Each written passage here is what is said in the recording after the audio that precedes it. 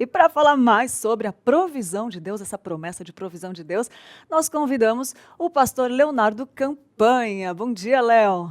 Bom dia, Lídia. Muito bom estar com vocês aqui mais uma vez para falar de um tema tão importante, uma promessa feita por Deus através aí da vida do apóstolo Paulo, né? Ficou registrado aí na carta à igreja que estava em Filipos, né? Então, muito bom estarmos aqui mais uma vez. É verdade, Léo. E que promessa essa de provisão, né? Que isso, cara. E eu queria já que você falasse um pouquinho disso, de falar das promessas de Deus, por que que é importante e por que que é importante falar dessa promessa de provisão também. Tá. Em primeiro lugar, por que é importante falar das promessas, né? Você já apontou no começo do programa, mas uma coisa muito importante quando a gente fala de promessa de Deus é o fato de que Deus não quebra promessas. É. Então, se está na Escritura uma promessa de Deus, qual é a certeza que nós temos? Que ela se cumprirá. É. Porque Deus ele é fiel a si mesmo, ele é fiel ao seu caráter, ele é fiel à sua palavra. Então, se ele fala, ele cumpre. Tanto cumpre que ele mandou o próprio filho para morrer no nosso lugar, né? Então, é importante a gente ter essa dimensão, né, acerca das promessas de Deus, né? E eu quero antes da gente entrar na conversa toda sobre essa promessa, por que é importante meditar nessa promessa de maneira específica, eu quero ler o contexto dessa Ai, promessa. que ótimo, Léo. Porque muitas vezes, qual que é um erro de interpretação que nós fazemos e a gente acaba, então, achando que Deus prometeu uma coisa e, na verdade, ele prometeu outra. E acontece muito isso da Acontece gente muito. errar a interpretação, né, Léo? E dentro do contexto dessa promessa, tem um dos versículos mais torturados da história da humanidade, que é tudo posso naquele que me fortalece. Ah, é um versículo mais torturado, porque todo mundo distorce demais, Exato, agressivamente, né? exato. Boa, Léo. Então vamos aqui, o texto vai começar em Filipenses 4, verso 10, né? E está escrito assim: Alegrei-me sobremaneira no Senhor, porque agora, uma vez mais, renovastes a meu favor o vosso cuidado, o qual também tinhas antes, mas vos faltava oportunidade. Digo isto não por causa da pobreza, porque aprendi a viver contente em toda e qualquer situação. Tanto sei estar humilhado, como também ser honrado. De tudo, em todas as circunstâncias, já tenho experiência, tanto de fartura como de fome, assim de abundância como de escassez. Tudo posso naquele que me fortalece.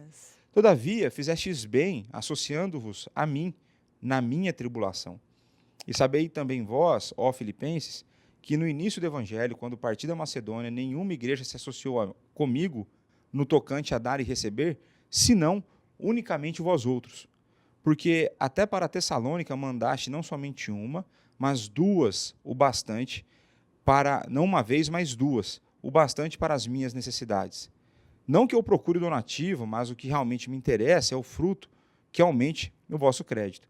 Recebi tudo e tenho abundância, estou suprido, desde que Epafrodito me passou às mãos o que me veio da vossa parte como aroma suave, como sacrifício aceitável e aprazível a Deus. E o meu Deus, segundo a sua riqueza em glória, há de suprir em Cristo Jesus cada uma de vossas necessidades. Ora, a nosso Deus e Pai seja a glória pelos séculos dos séculos. Amém. Amém. Então, o que é importante a gente entender aqui? Há um contexto breve sobre Filipenses, sobre essa carta, para que a gente entenda. Paulo estava preso, certo? Já esperando a sua condenação de morte. Então, Paulo não tinha, aos olhos humanos, uma perspectiva muito boa pela frente. Uhum. Ele sabia que ele ia enfrentar a morte. Paulo escreve uma carta, basicamente, que fala sobre alegria, ele estando preso, nos ensinando que não existem circunstâncias que são suficientes para que nós sejamos abatidos como cristãos. Nossa. Tá?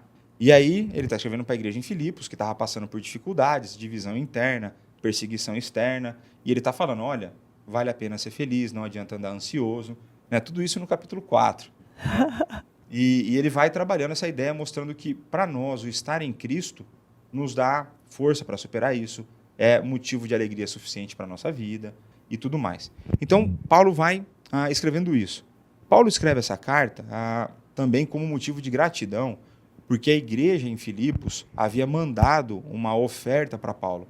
Então, Epafrodito foi aquele que levou as notícias da igreja e levou também o recurso financeiro, porque Paulo, nessa prisão, ele precisava pagar a própria prisão. Que loucura, né? Então, eu acho que é o modelo ideal, tá? É. O preso que tem que pagar, né? Paulo estava preso de maneira injusta. É outra história.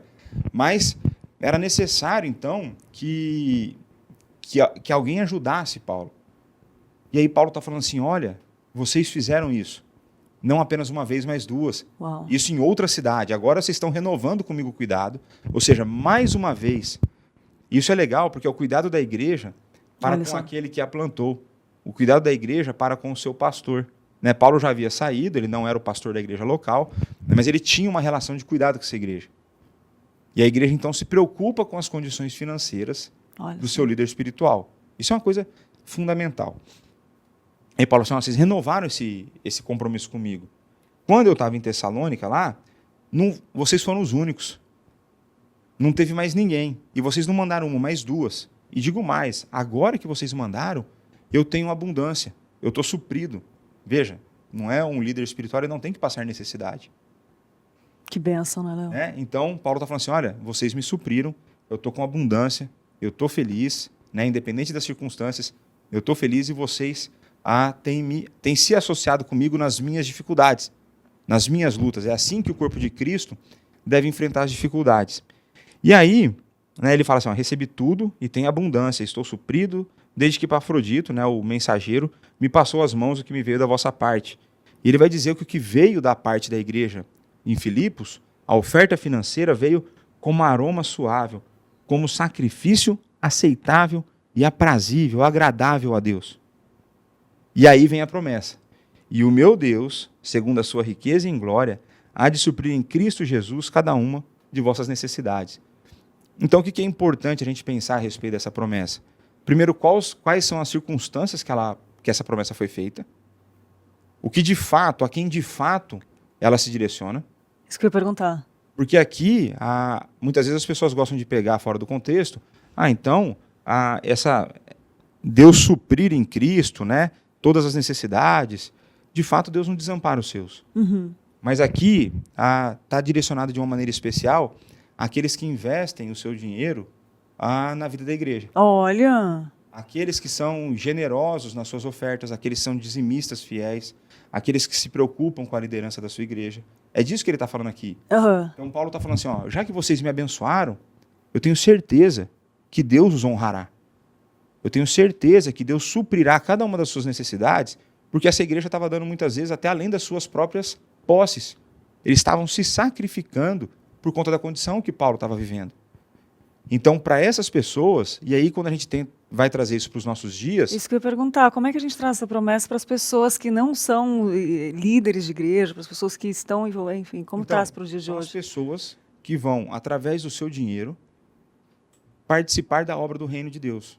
Todas as pessoas que participarem com a motivação do coração correta da obra de Deus têm direito a usufruir dessa promessa, digamos Essa promessa assim. será cumprida na vida deles. Será cumprida, isso. Né? Obrigada. Não é uma ideia de barganha. Né? Uhum. Você colocou um ponto importante, que é a ideia da motivação. Boa, é. Né? É uma coisa interessante.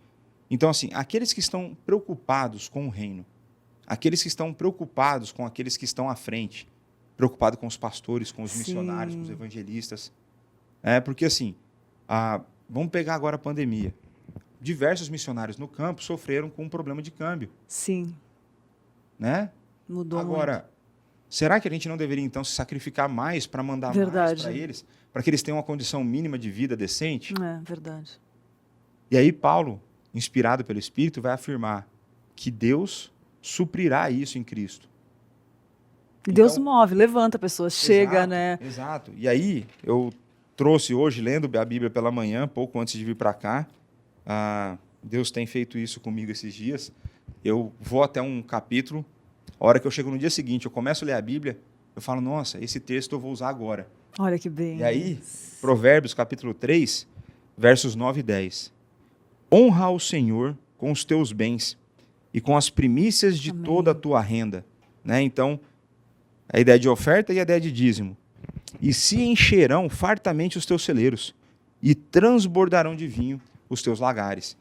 Então, a gente precisa entender que quando nós investimos no reino de Deus, quando nós investimos financeiramente no reino de Deus, quando nós cuidamos daqueles que estão à frente da obra, né? Então, quando nós cuidamos dos pastores, dos missionários, e aqui eu não estou jogando em causa própria, não, mas quando a gente cuida, porque isso está na Bíblia, nós somos abençoados. E eu vivi isso na minha vida antes do meu chamado. Né? O meu chamado é recente. Né? Antes disso, eu sempre me preocupei em ser um dizimista fiel, em dar ofertas, né? Não, eu não estou aqui para contar, porque a Bíblia fala que o que a mão esquerda faz, a mão Sim. direita tem que saber. Mas quando o meu testemunho quando você faz, essa promessa se cumpre. É diferente, você sente, né? Essa Mesmo que promessa você não se fala, exatamente. Então Deus supre cada uma das nossas necessidades. Só que o ponto a gente só leva, normalmente, né, a gente vive num mundo bastante materialista, a gente vai levar o cumprimento dessa promessa para que área? Somente para a área financeira. Financeiro, exatamente. Agora o texto diz que é cada uma das nossas Cada necessidades. um, Nós não temos só necessidades financeiras. Nós temos necessidades espirituais. Nós temos necessidades na área da saúde. Nós temos necessidades emocionais. Nós temos necessidades de relacionamentos. Então Deus ele vai suprindo, né? Você é a prova aí de Deus supre com os relacionamentos. Boa, é então verdade. Deus ele vai suprindo as nossas necessidades. Então muitas vezes a gente quer tangibilizar, a gente quer contabilizar o cumprimento da promessa e o cumprimento dela é intangível. Verdade. A gente não sabe de que maneira Deus está preservando a nossa saúde. A gente não sabe de que maneira Deus tem preservado os nossos relacionamentos. Como Ele tem preservado os nossos entes próximos, queridos. Como Ele tem preservado a nossa família. Então, em cada uma das nossas necessidades. Que lindo. Não apenas financeiro. A gente tem que parar de pensar de uma maneira tão econômica. Sim. Né? Isso parece que a gente gosta mais de mamão do que de Deus, né? A gente tem que começar mais a pensar no ser completo. E nós somos corpo e alma. Nós somos seres que possuem um lado espiritual. E por isso nós temos uma necessidade de relacionamento com Deus. Deus supra essa necessidade. Ele nos traz paz em meio à dificuldade. Ele traz paz em meio a toda a complicação que a gente tem vivido. Ele nos traz segurança para nós fazermos algumas coisas. Ele vai cuidando de nós em cada uma das nossas necessidades. E por isso que é importante meditar nisso. Então, quando eu entendo essa promessa de uma maneira mais plena, então eu invisto no reino, eu invisto. E aí, por exemplo, por isso que a nossa igreja presta conta. A nossa igreja presta conta não para querer mostrar que faz, mas para as pessoas confiarem que aqui administra de uma maneira correta. Então, quando você investe no reino, Deus cuida de você. Né? Então, por isso que a Bíblia fala que Deus dá aos seus enquanto dormem. Porque Deus cuida de cada uma das nossas necessidades. É verdade. Eu tenho mania de falar com Deus em oração, cuida das minhas coisas que eu cuido das tuas. E aí eu largo na mão dele. Se é que a gente, na verdade... E aí eu peço perdão, né, Léo? Porque eu sei que você vai falar, a gente não cuida direito. Aí a gente já fala isso pedindo perdão, né? Porque fala, perdão, eu não cuido direito. Hoje você entrando nesse detalhe que a gente entrou agora, eu estava lendo um livro hoje, e aí perguntou assim, sobre fidelidade, né, com Deus. E aí perguntou assim, quais as 10 coisas que Deus confiou a você a fazer? Menino... para fazer essa lista das coisas que Deus confiou você a fazer. Mas voltando para as promessas, aí eu fiquei pensando, né, se é que a gente cuida, né? Mas você falou do relacionamento, é interessante que quando Deus me converteu, há 11 anos atrás, uma das primeiras coisas que eu queria que ele resolvesse era um relacionamento, né? Acho que foi a última que ele deixou assim, ele foi arrumando todas as áreas, foi limpando, e ainda não foi a última, porque você ainda tem bastante tempo de vida. Tá arrumando todo dia. É isso que eu quero dizer. Mas como é importante a gente confiar e esperar no Senhor, né, Léo? Porque assim, eu vi várias áreas da minha vida sendo transformada. Eu tô, né, enfim, falando de mim, mas é verdade. Isso quando a gente... Faz sentido falar da gente, porque a gente vê a Bíblia na prática, na nossa vida. Né? Então, assim, isso atesta que a Bíblia, ela se cumpre. Exatamente. Né? Então, uma coisa que eu converso às vezes com amigos próximos, enfim, a gente tende a achar que a gente sabe cuidar melhor das nossas coisas do que Deus. Coitados de nós. Meu Deus. Então, por isso que eu falo assim, tenho, sei lá, amigos meus que têm filhos, às vezes eles não querem que os filhos sejam pastores ou missionários. Pois é. Aí, ou qualquer outro tipo de cuidado, né? Não, porque vai sofrer e tal. Eu falei, você acha que Deus não sabe a quantidade de sofrimento que ele precisa? Você acha que Deus sabe? A pergunta é, você acha que Deus sabe cuidar melhor dele do que você? Então se ele sabe, e como diria Hernandes, ele sabe, temos que descansar mais nisso, né? E por isso, às vezes, a gente precisa ir tirando, né, lutando com a ansiedade, a angústia que vem no nosso coração, quando a gente deseja muito resolver uma coisa. Deus sabe o tempo certo. Obrigada, Deus. Pode falar comigo. Então, isso significa que nós temos que orar. Isso significa que a gente tem que falar. A gente não está falando que tem que parar de orar. Sim. Não está falando que tem que parar de lutar para que as coisas aconteçam. A gente tem que descansar sabendo que Deus sabe o tempo exato. Aí vai para Eclesiastes 3, tem tempo para tudo, e por aí vai. Então Deus tem um tempo certo para cumprir cada promessa na nossa vida. Que isso, gente, já está falando comigo demais aqui, eu quero saber se está falando com você. Eu sei que tem gente aqui assistindo. A Wanda voltou, Wanda, a gente estava com saudade de você, viu? Ó, o Rogério Valadares falou, bom dia, Deus te abençoe. Obrigada, Rogério, você falou que eu sou muito simpática. Obrigada, Rogério, glória a Deus, tudo que a gente tem de bom vem dele, né? A Simone, bom dia, dentro da soberania de Deus, tudo é possível ao que cremos. O Rogério também falou de novo. A Joyce, a Delva, o Alxi, pediu oração para que tenha alegria do Senhor todos os dias. Amém, Alce. Depois a gente pode até colocar para você até fazer uma oração. A Wanda, bom dia. Falou para o Aldi meditar nas cartas de Paulo aos Filipenses. Nela você achará orientações à base do reino para alegria e salvação. É o que a gente acabou de falar, né? Olha que lindo. 4, né? Capítulo 4 de Filipenses vai falar muito dessa questão da alegria, né? A maneira de nós conseguirmos estar alegres e não ansiosos, Paulo vai dar resposta para isso. Qual é o melhor ansiolítico? Qual é o melhor remédio para a ansiedade? É a oração. Ele vai falar, então, que nós temos que colocar tudo aquilo que nos preocupa diante de Deus. É verdade. E que Ele encherá o nosso coração e a nossa mente de paz, né? Então, esse texto é bastante bonito, né? Eu gosto bastante dele, porque eu sou uma pessoa que luto com a ansiedade. Eu também, eu ia mesmo falar isso. Então, eu gosto muito desse texto por conta disso, né? Depois, na primeira carta de Pedro, Pedro vai falar que nós devemos lançar sobre ele toda a nossa ansiedade, né? Então é sobre Cristo que nós lançamos, né? E eu tenho certeza que essas são promessas que trazem paz ao coração e vão ajudar o nosso irmão que está aí no bate-papo. Amém, que bênção, é verdade. É verdade, por experiência própria, ajuda mesmo. E acalma a oração, acalma tudo, que bom.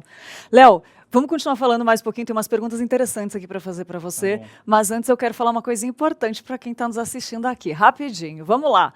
Tem uma novidade para você que ama decoração e, por isso, está à procura de uma tinta de qualidade. Se você está pensando em dar aquele novo visual para sua casa ou para qualquer lugar, né? As tintas da Quali Vinil são indispensáveis para a sua lista. Nunca foi tão fácil personalizar as cores. Isso mesmo, você faz a cor do jeitinho que você quer e eles chegam lá e acertam. As cores nunca foi tão fácil personalizar. Das cores da sua casa, do seu quarto e também da sua igreja. Por que não dar uma renovada na igreja, nos ambientes da igreja? Já pensou? Enfim, qualquer ambiente que você deseja dar um toque novo, a Quali Vinil pode deixar do jeitinho que você imaginou. É verdade. E além de uma excelente qualidade, as tintas da Quali Vinil estão em todos os lugares. Os produtos, com certeza, estão disponíveis numa loja bem pertinho de você. Então, nossa dica de hoje, inspire-se, transforme, decore, use Quali Vinil. É isso aí, nossos queridos irmãos da Quali Vinil, que bênção que vocês têm sido para o reino e para a qualidade no que vocês fazem com excelência, das tintas de chegarem e no ponto onde as pessoas desejam, transformando a vida das pessoas, não só com produto de qualidade, mas também com a motivação por trás do coração de vocês. Parabéns e que Deus abençoe muito. Vamos voltar a falar de promessas. Léo, a gente falou de vários pontos que pode nos dar esperança, né? Tem mais algum? Depois de tudo isso que foi falado, né? Deve ter vários. Mas eu queria te perguntar qual o papel da... Tem mais algum motivo que pode nos dar esperança, essa promessa que você falou? Eu acho que essa a gente promessa... abordou vários profundos, né? Sim, eu creio que essa promessa deve nos levar a refletir, né? Agora, vamos pensar mais no que ela deve me levar a fazer do que no eu vou receber. Na nossa rotina, né? Como Isso. que pode... Então, vamos pensar assim, olha, o que essa promessa traz para mim, então, além dos benefícios que eu já adquiro, né? Dos benefícios que já me são dados. Né? Eu creio que a gente tem que pensar o seguinte, na questão do contexto, eu trabalhei essa ideia, né? Na verdade, eu só trouxe o que já está na Escritura, sobre a ideia da igreja que cuida dos seus líderes, da igreja que investe no reino, e por isso ela é abençoada por Deus, ela é sustentada por Deus, ela tem as suas necessidades todas atendidas. Então, o que essa promessa traz para mim? Traz para mim a importância de eu fazer parte dessa obra do reino. Então, essa promessa tem que me levar a refletir o seguinte, se eu quero usufruir dessa promessa, boa. mais uma vez, aqui não é ideia de barganha, tá? A gente coloca nesses termos aqui para ficar mais tranquilo a E conversa. porque não adianta, porque se a pessoa não tiver consciência de que não é uma ideia de barganha, não vai funcionar e vai se revoltar com Deus, vai estar tudo errado. É importante falar isso. Então, quando a gente pensa nessa promessa, isso tem que nos levar a revisitar o nosso relacionamento com o dinheiro. Com Deus, eu ia falar, Com o também. dinheiro. Por quê? Verdade. Porque muitas vezes as pessoas se dizem cristãs, elas dizem ter um relacionamento com Deus, mas parece que o bolso não foi convertido. É, Então, às vezes não é dizimista fiel, ou às vezes, para mim, a gratidão ela tem um começo no dízimo. sim, É o mínimo que você tem que fazer, eu também concordo né? plenamente. E aí, a partir daí, as ofertas, né? E eu falo isso porque nós vivemos uma época muito materialista, eu já falei isso aqui hoje, em que as pessoas estão mais preocupadas em ter do que ser. Elas estão mais preocupadas consigo, com o seu reino, do que com o reino de Deus. Então, a pessoa se preocupa muito mais em investir no seu reino, em trocar o seu carro, em comprar uma nova roupa, e eu não estou falando que não pode fazer isso, Uhum. mas às vezes o objetivo de vida da pessoa é só isso. E o reino fica de lado. E as missões ficam de lado. É, Né? Nós somos chamados a glorificar a Deus, a adorar a Deus. verdade. Só que hoje, né, por que existem missões? Porque ainda falta adoradores. Tem adoradores que são eleitos que ainda não foram resgatados. E por isso as missões existem. E as missões, elas só vão para frente, humanamente falando, se tiver quem vá, e essa pessoa que vai precisa ser sustentada. Né? Ela precisa ser cuidada. Ela tem necessidades, assim como nós, assim como eu e você e o pessoal que assiste em casa tem necessidades, os missionários, os obreiros, os pastores, os evangelistas, os seminaristas, todo mundo tem necessidade. É. E aí, esse é o trabalho da pessoa, essa é a vocação que Deus deu para ela. E por isso ela tem que viver disso. Né? Se vive do evangelho, tem que receber pelo evangelho. Paulo fala isso. Né? Então, a gente já fez um programa sobre amor ao dinheiro. É. Né? Aí eu convido você a assistir esse programa que nós fizemos. Eu dei uma aula na IBD, tá no canal do YouTube da igreja também, procura lá, Amor ao Dinheiro. A gente já conversou bastante desse assunto, né? A nossa conversa no Manhã EPP foi um pouco mais de testemunho, né? A aula na IBD já foi uma base mais bíblica, mostrando essa realidade. Então, essa promessa tem que nos levar a revisitar, né? A visitar a nossa relação com o dinheiro, para que essa relação com o dinheiro ela seja correta. E o problema não está na quantidade que eu tenho, porque existe o pobre que ama o dinheiro e existe o rico que ama o dinheiro. Sim. Então é na relação que eu tenho com o dinheiro. E a partir de quando eu visitar essa relação, eu tomar a decisão de, olha, tenho que ajustar essa relação. Então, para isso, se eu não era dizimista, eu vou pedir perdão para Deus, me arrepender dos meus pecados e começar a ser dizimista. Eu vou começar a ser um ofertante. Eu vou começar a me preocupar com missões e ir atrás de missionários que estão precisando de parceiros. Eu vou começar a investir no reino, porque eu sei que, enquanto eu invisto no reino, Deus cuida de mim. Né? Então, muitas vezes a pessoa está preocupada em fazer a sua reserva, que também não tem problema. Uhum. Não tem problema você fazer uma previdência, não tem problema você guardar dinheiro. Qual é o problema nessa história? É você depositar sua confiança nisso. Sim. Então, você pode fazer, mas deposita sua confiança em Deus. E quando precisar, tira da sua reserva e dá para quem precisa. Né? Então, às vezes eu tendo conversas com a minha esposa, a gente repensando toda essa parte financeira, às vezes eu falo para ela assim, é errado, é pecado o irmão nosso passar necessidade e eu ter um dinheiro guardado e não dar para ele. É verdade. E não é nem emprestar. Pode ser emprestar, mas às vezes é dar mesmo. É dar mesmo. Então, a gente precisa repensar isso aí, né? E então, eu creio que essa promessa nos ajuda nessa parte também. Eu falo que o reino de Deus, Deus é tão gracioso, Deus é tão bondoso conosco, que inclusive nos nossos deveres nós somos abençoados. É. Então, qual é uma responsabilidade minha como cristão? É participar financeiramente da obra. Isso é responsabilidade, isso aí não tem conversa. O problema é que muitos pseudo-pastores aqui no Brasil distorceram isso. Sim. Né? Então, eles têm jatinho, eles têm mansões, eles têm tudo isso. Isso a gente não vê na nossa igreja. Graças a Deus, né? Entendeu? Então, assim, o problema é que essas pessoas extorquiram a fé das pessoas, esses pseudo-pastores extorquiram a fé das pessoas, e as pessoas, então, agora associam a vida, a parte financeira dentro da igreja é isso. Só que não. Isso nem é igreja.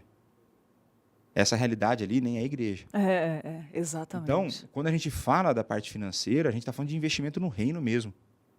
Né? Então, quando o pastor Arival fala assim, eu não tenho jatinho. Né? Meu negócio é preocupar, mandar para missões. Sim, e a É gente sabe que construir, né, comprar Léo? A gente terreno, vê ele no dia a dia e a gente comprar sabe terreno, que é isso. construir templo, pagar os obreiros, né? Então, nós precisamos ser diferentes, nós somos crentes. E a parte financeira, né? Deus, Cristo, né? O termo que é mais usado no Novo Testamento para relação nossa com Cristo é de senhorio. Fala que Cristo é o nosso Senhor. Mas assim, é o que mais é falado. A gente muitas vezes se refere a Cristo como Salvador, mas na Bíblia o chama mais de Senhor. O que significa Senhor? Dono. Então, Cristo é dono de todas as áreas da sua vida e todas as áreas da minha vida, inclusive do nosso dinheiro. Sim. E aí, a gente precisa, então, aplicar isso de maneira correta. E quando eu faço isso, Deus é tão gracioso que Ele me abençoa porque eu faço isso. Ele fala assim, Léo, investe no reino.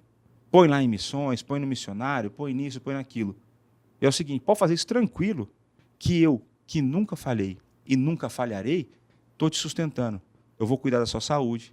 Eu não estou falando que a doença não pode vir. Sim. Mas eu vou cuidar da sua saúde, eu vou cuidar dos seus familiares, eu vou cuidar da sua esposa, se você tiver filho, cuidar do seu filho.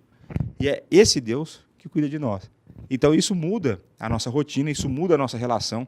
A gente deixa de viver uma dependência de confiança no dinheiro e começa a confiar mais em Deus.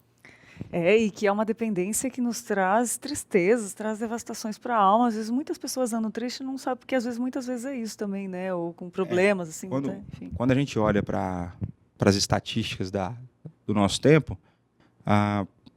existe uma correlação entre a riqueza e as doenças, e as maiores altas de taxa de depressão e suicídio. Olha que loucura. Existe até vendo um debatedor aí na internet esses dias, ele falou assim, me parece que o suicídio e a depressão são prêmios exclusivos para os mais ricos. Então, as taxas de suicídio e depressão são maiores em países de primeiro mundo que de terceiro. Se você pegar a cidade de São Paulo, tem pesquisas que mostram isso, pode pesquisar no Google, as regiões mais ricas de São Paulo são as que concentram as maiores taxas de depressão e suicídio. É uma loucura, cara. Então, é isso que o amor ao dinheiro leva. Enquanto o amor a Deus vai levar a outra coisa. Tanto é que vai levar satisfação, alegria, né? A Lídia vem aqui sorrir para você. Graças a Deus. Nossa, louvado seja Deus. Ô, Léo, você falou um pouquinho do senhorio de Cristo, que Ele é Senhor das nossas vidas, que Ele vai...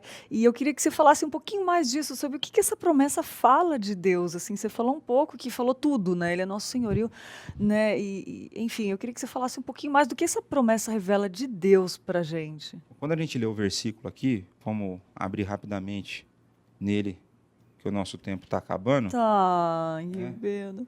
O problema aqui da Volta TV depois. É assim, né?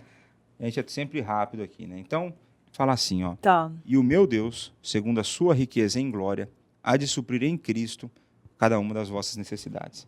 Então, a gente primeiro aprende aqui que Deus, ele é rico, ou seja, ele é dono de tudo. E a gente sabe disso porque lá em Gênesis 1 diz que ele criou todas as coisas. Então, Deus tem o senhorio sobre tudo, né? Não existe nada, né, na face da terra que não pertence a Deus. O diabo não possui nada. Ele tenta usurpar, ele tenta parasitar as coisas que Deus possui. E tudo isso é feito em Cristo. Isso mostra a obra mediadora de Cristo. Isso mostra que Cristo é aquele através de quem é possível que a nossa relação com Deus aconteça. É possível, através de Cristo, que nós sejamos amigos de Deus, filhos de Deus, né? Somos alvo do amor de Deus, porque antes nós éramos alvo da ira. Então é em Cristo que as nossas necessidades são supridas. Isso mostra que Deus é soberano, né? Que Ele possui poder sobre tudo, Ele controla tudo, Ele controla cada uma das suas necessidades e das minhas, e tudo isso é possível em Cristo, que é o nosso Senhor e nosso Salvador. É aquele, né? Eu gosto sempre de falar essa frase, é aquele que veio, encarnou, obedeceu de maneira perfeita à lei, se deu sacrificialmente, tomou a sua vida de novo ressuscitando, foi assunto aos céus está à destra de Deus, sentado no trono, reinando soberanamente.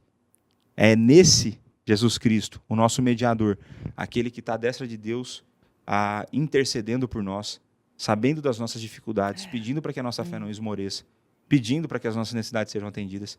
É esse Jesus Cristo. É nele que essa promessa é cumprida. Tô quase chorando aqui, gente. Que coisa linda falar sobre isso. Ô, Léo, rapidinho, e como que a gente pode meditar nessa promessa todo dia? Quais os momentos que a gente pode meditar?